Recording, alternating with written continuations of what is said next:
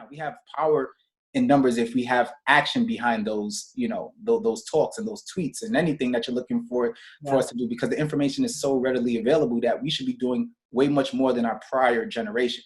But, we'll talk more about that. Me and Bobby, I almost threw my computer on the floor because I don't know, man. First of all, your computer is on the floor. Yeah. You don't have a desk.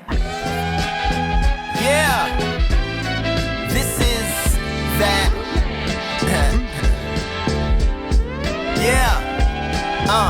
Young Pira Overdilla, behind the mic like the will of a vehicular killer.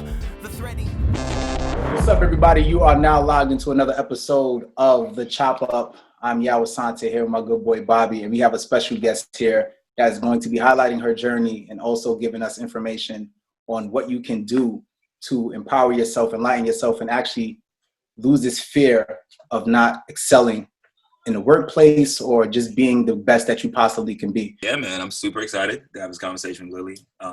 Known Lily in passing. I don't really know everything about her story, but remarkable Black woman. And not just to say Black woman, remarkable woman of any race, you know what I mean? Like even like new women, like she's amazing. So she's going to tell us a little about her journey today. Okay. We're going to ask her questions. Hopefully she's comfortable in her nice, comfy college sweater. And we're going to get right into it. Thank you for joining us, Lily. Of course. Thank you for having me. I'm always happy to be on any type of podcast where I can talk. So thank you for having me.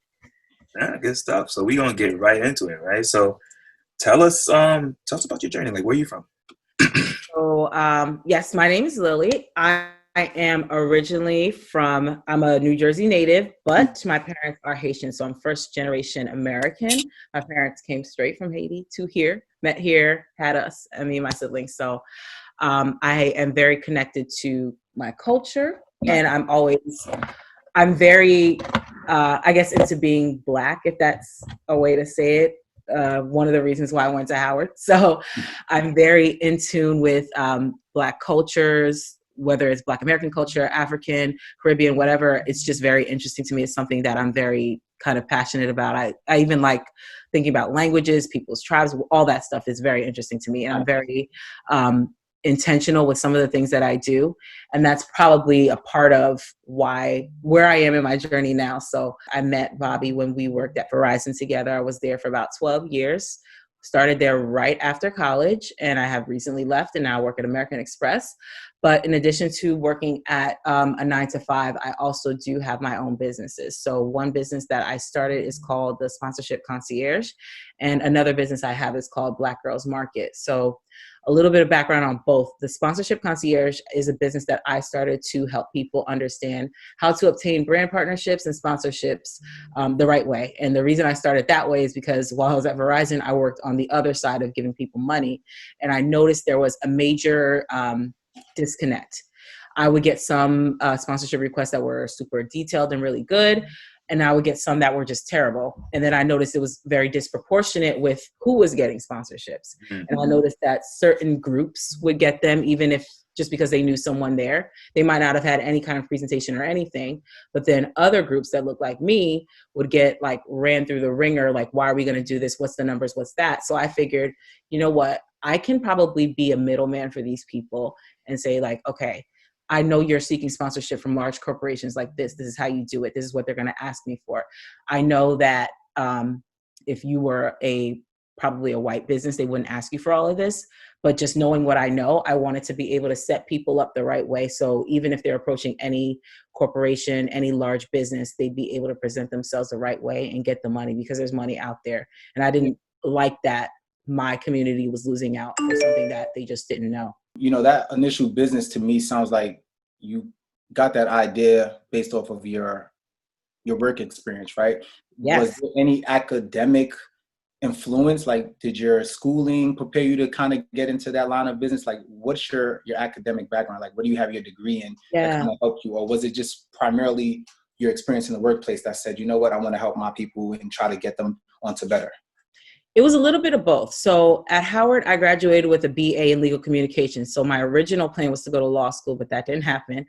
And then I got a master's degree in management and in business. So in marketing, sorry. So when I did that, I figured I can expand my marketing skills by just teaching people these kind of things. And I think the problem was that I just noticed the difference between when a white business would pitch someone as opposed to a black business would pitch someone. And I felt like knowing what I know from my corporate career, I can take that and use it to monetize it, but not only monetize it, but to also help people.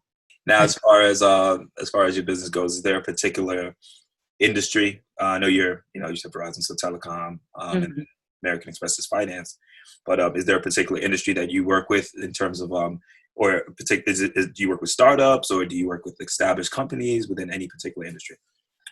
It's not industry specific for what I'm looking at. It's more so what their actual project is. Like I have some people who work on events, like if they're doing like a large conference and they want partners for a conference, or even just doing like, as far as doing like a movie and wanting to get partners to work on paying for filming, or wanting to be a filming partner or branding partner. It's very varied, but it all depends on what they're looking for. But I'm not really married to any particular industry because you can get money from everywhere. Obviously, this platform is mostly going to be shared on social media. And, every 1 out of 10 followers now has an internet business, right? Internet-based business. Are those marketable? Like, are sponsors looking for, I'm doing an event, and listen, I love hair, right? But everyone has a hairline now, right? It's remarkable. Is it easy to find a sponsor for a hairline? Like, I'm doing an event for my hair company. I need a sponsor. I think what's going to differentiate people is what the event is actually about, or what the concept is. Because like you said, 50 million people have hair companies. Shoot, I had a hair company in like 2008 and I just recently disbanded it, but everyone has a hair company.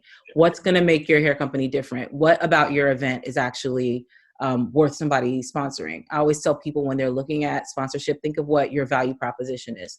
If I were to approach you and say, hey, I got $100,000. Why would I pay you $100,000? And a lot of people don't even think about that. They always think like, oh, well, you'll get your logo somewhere. I'm like, a logo is nothing. A logo is like basic. A logo is something that's like a default that should automatically happen. What can you do on top of that to kind of entice someone to want to participate with your event? No, that's everything you're saying is super like rehearsed, so I don't really buy it. But it's not rehearsed. No. Meanwhile, she has a script like this. Everything that I did, I'm a got the prompter got stuck for a second. But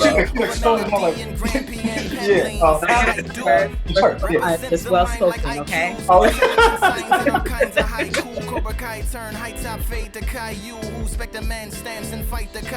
Way beyond 100 kicks, breaking bottom bricks, and he on number 6.